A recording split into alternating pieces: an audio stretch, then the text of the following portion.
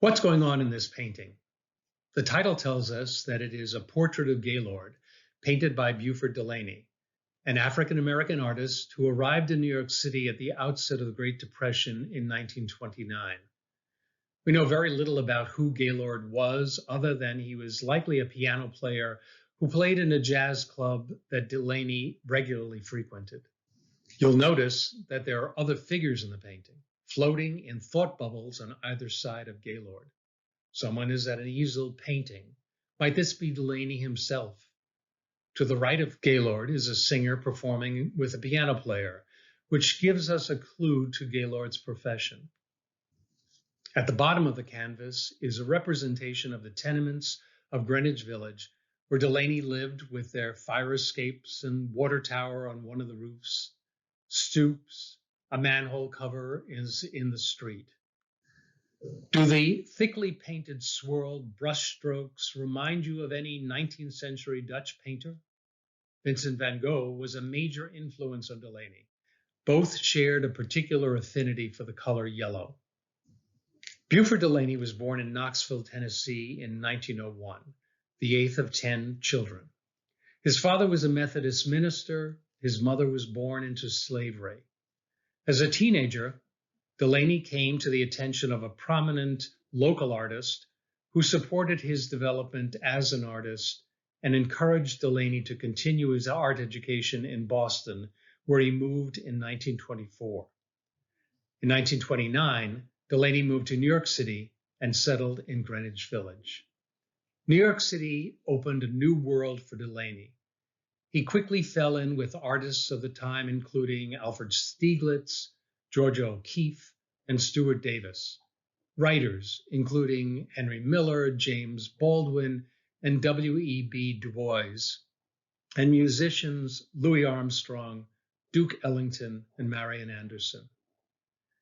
Delaney forged the most important friendship of his life when he met James Baldwin.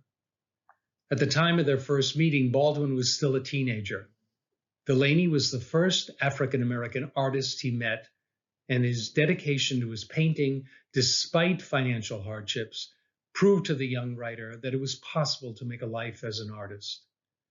For Delaney, the friendship gave him the opportunity to play the role of mentor. Baldwin wrote about how Delaney introduced him to the world of Black intellectuals, artists, and musicians.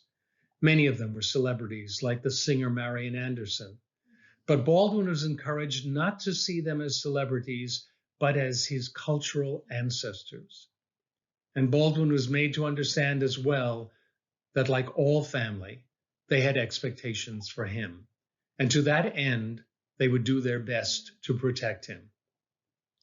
If Beauford and Miss Anderson were part of my inheritance, he wrote, I was part of their hope.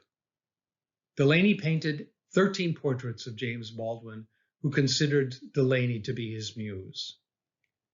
In 1953, Delaney moved to Paris, where he lived for the rest of his life. In Paris, Delaney's style moved from expressionism to abstraction, although he never abandoned his love of portraiture. In the 1960s and 1970s, Delaney's mental health deteriorated, and he was periodically hospitalized. James Baldwin continued to care for his friend and provide for him financially.